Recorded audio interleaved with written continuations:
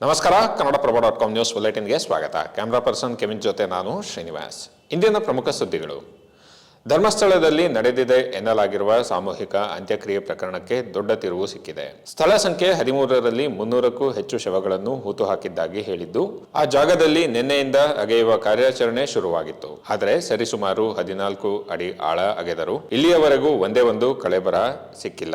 ಹೀಗಾಗಿ ಅಗೆದಿರುವ ಜಾಗದಲ್ಲಿ ಮತ್ತೆ ಮಣ್ಣನ್ನು ಮುಚ್ಚಲಾಗುತ್ತಿದೆ. ಈ ಮಧ್ಯೆ ಸಾಕ್ಷಿ ಹಾಗೂ ದೂರುದಾರ ತೋರಿಸಿರುವ 13ನೇ ಸ್ಥಳದಲ್ಲೂ ಅಸ್ಥಿಪಂಜರಗಳು ಪತ್ತೆಯಾಗದಿದ್ದರೆ ಎಸ್ಐಟಿ ಶೋಧ ಸ್ಥಗಿತಗೊಳಿಸಲು ರಾಜ್ಯ ಸರ್ಕಾರ ನಿರ್ಧರಿಸಿದೆ ಎಂದು ಮೂಲಗಳಿಂದ ತಿಳಿದು ಬಂದಿದೆ. ಬೆಂಗಳೂರಿನ ಖಾಸಗಿ ಹೋಟೆಲ್ನಲ್ಲಿ ಮಂಗಳವಾರ ಕಾಂಗ್ರೆಸ್ ಶಾಸಕಾಂಗ ಸಭೆ ನಡೆದಿದ್ದು, ಸಭೆಯಲ್ಲಿ ಧರ್ಮಸ್ಥಳ ಸಾಮೂಹಿಕ ಅಂತ್ಯಕ್ರಿಯೆ ಪ್ರಕರಣ ಕುರಿತು ಚರ್ಚೆಗಳಾಗಿವೆ. 13ನೇ ಸ್ಥಳದಲ್ಲೂ ಯಾವುದೇ ಅಸ್ಥಿಪಂಜರ ಪತ್ತೆಯಾಗದೆ ಹೋದಲ್ಲಿ ಎಸ್ಐಟಿ ಶೋಧ ಕಾರ್ಯಾಚರಣೆಯನ್ನು ನಿಲ್ಲಿಸಬೇಕಾಗಬಹುದು. ಈ ಬಗ್ಗೆ ಸಚಿವರ ಜೊತೆ ಚರ್ಚೆ ಮಾಡಿ ಅಂತಿಮ ತೀರ್ಮಾನ ಕೈಗೊಳ್ಳಲಾಗುವುದು ಎಂದು ಸಿಎಂ ತಿಳಿಸಿದ್ದಾರೆ. ಇನ್ನು ಬಿಜೆಪಿ ರಾಜ್ಯಾಧ್ಯಕ್ಷ ಬಿವೈ ವಿಜಯೇಂದ್ರ ನೇತೃತ್ವದಲ್ಲಿ ಪಕ್ಷದ ಶಾಸಕರು ಮತ್ತು ವಿಧಾನ ಪರಿಷತ್ ಸದಸ್ಯರ ಗುಂಪು ಮುಂದಿನ ಭಾನುವಾರ ಧರ್ಮಸ್ಥಳಕ್ಕೆ ಭೇಟಿ ನೀಡಲಿದೆ. ಅಲ್ಲದೆ ಸಾಮೂಹಿಕ ಸಮಾಧಿ ಪ್ರಕರಣವನ್ನು ಉಲ್ಲೇಖಿಸಿ ಧರ್ಮಸ್ಥಳದ ಹೆಸರನ್ನು ಹಾಳು ಮಾಡುವ ಪ್ರಯತ್ನಗಳ ವಿರುದ್ಧ ಧರ್ಮಸ್ಥಳದ ಭಕ್ತರು ರಾಜ್ಯದ ಹಲವೆಡೆ ಇಂದು ಪ್ರತಿಭಟನೆ ನಡೆಸಿದರು. ಮಾಜಿ ಡಿಜಿಪಿ ಓಂ ಪ್ರಕಾಶ್ ಅವರ ಕೊಲೆ ಪ್ರಕರಣಕ್ಕೆ ಸಂಬಂಧಿಸಿದಂತೆ ಬೆಂಗಳೂರಿನ ಕೇಂದ್ರ ಅಪರಾಧ ವಿಭಾಗ 1150 ಪುಟಗಳ ಚಾರ್ಜ್ ಶೀಟ್ ಸಲ್ಲಿಸಿದ್ದು, ಪತ್ನಿ ಪಲ್ಲವಿ ಅವರನ್ನು ಪ್ರಮುಖ ಆರೋಪಿಯನ್ನಾಗಿ ಹೆಸರಿಸಲಾಗಿದೆ. 1981ನೇ ಬ್ಯಾಚ್ ಐಪಿಎಸ್ ಅಧಿಕಾರಿ ಪ್ರಕಾಶ್ ಅವರನ್ನು ಏಪ್ರಿಲ್ 20ರಂದು ಬೆಂಗಳೂರಿನ HSR ಲೇಔಟ್ನ ನಿವಾಸದಲ್ಲಿ ಪಲ್ಲವಿ ಕೊಲೆ ಮಾಡಿದ್ದಾರೆ ಎಂದು ಆರೋಪಿಸಲಾಗಿದೆ.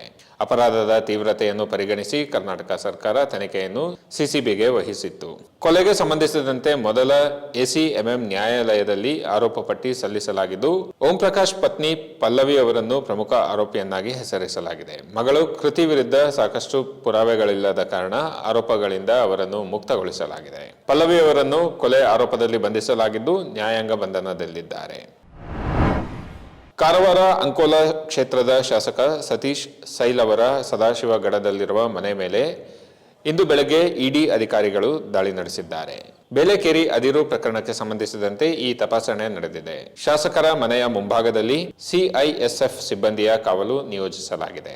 ಮಲ್ಲಿಕಾರ್ಜುನ ಶಿಪ್ಪಿಂಗ್ ಕಂಪನಿ ಮೂಲಕ ಅಕ್ರಮ ಅದಿರು ಸಾಗಾಟ ಮಾಡಿದ್ದ ಪ್ರಕರಣದಲ್ಲಿ ನಿವೃತ್ತ ಲೋಕಾಯುಕ್ತ ನ್ಯಾಯಮೂರ್ತಿ ಸಂತೋಷ್ ಹೆಗಡೆ ಅವರ ತಂಡ ಸೈಲ್ ವಿರುದ್ಧ ದೂರು ದಾಖಲಿಸಿತ್ತು. ಸತೀಶ್ ಸೈಲ್ ಹೈಕೋರ್ಟ್ನಲ್ಲಿ ಜಾಮೀನು ಪಡೆದಿದ್ದಾರೆ. ಬಳ್ಳಾರಿಯಲ್ಲಿ ಎಟಿಎಂ ಕಿಯೋಸ್ಕ್ ಮುರಿದು ಹಣ ಕದಿಯುತ್ತಿದ್ದ ಕಳ್ಳರನ್ನು ಪೊಲೀಸರು ಇಂದು ಬಂಧಿಸಿದ್ದಾರೆ. ಸೋಮವಾರ ಮಧ್ಯರಾತ್ರಿ ನಗರದ ಕಾಳಮ್ಮ ಸರ್ಕಲ್ ಬಳಿ ಇರುವ ಆಕ್ಸಿಸ್ ಬ್ಯಾಂಕ್ ಎಟಿಎಂಗೆ ನುಗ್ಗಿ ಕಳ್ಳತನ ಮಾಡಲು ಯತ್ನಿಸಿದ ಆರೋಪಿಯನ್ನು ರಾತ್ರಿ ಬೀಟ್ ಪೊಲೀಸರು ರೆಡ್ ಹ್ಯಾಂಡ್ ಆಗಿ ಬಂಧಿಸಿದ್ದಾರೆ. ಬ್ರೂಸ್ಪೇಟೆ ಪೊಲೀಸ್ ಠಾಣೆಯ ಎಎಸ್ಐ ಮಲ್ಲಿಕಾರ್ಜುನ ಅವರಿಗೆ ಎಟಿಎಂನಲ್ಲಿ ಕಳ್ಳನ ಇರುವಿಕೆ ಬಗ್ಗೆ ಸುಳಿವು ಸಿಕ್ಕಿದ್ದು, ಕೂಡಲೇ ಎಎಸ್ಐ ಮತ್ತು ಇಬ್ಬರು ಕಾನ್ಸ್ಟೇಬಲ್ಗಳು ಎಟಿಎಂಗೆ ಧಾವಿಸಿ ಕಳ್ಳನನ್ನು ಬಂಧಿಸುವಲ್ಲಿ ಯಶಸ್ವಿಯಾಗಿದ್ದಾರೆ. ಬಂಧಿತ ವ್ಯಕ್ತಿ ವೆಂಕಟೇಶ್ ಆಂಧ್ರಪ್ರದೇಶದ ಅನಂತಪುರದ ಮೂಲದವರಾಗಿದ್ದಾರೆ. ಪೊಲೀಸ್ ಕಾರ್ಯಾಚರಣೆಯ ರೋಚಕ ದೃಶ್ಯಗಳು ಸಿಸಿಟಿವಿ ಕ್ಯಾಮೆರಾದಲ್ಲಿ ಸೆರೆಯಾಗಿವೆ. ಬೆಂಗಳೂರಿನಲ್ಲಿ ರೋಡ್ ರೇಜ್ ಪ್ರಕರಣಗಳ ಸಂಖ್ಯೆ ದಿನದಿಂದ ದಿನಕ್ಕೆ ಹೆಚ್ಚುತ್ತಲೇ ಇದೆ.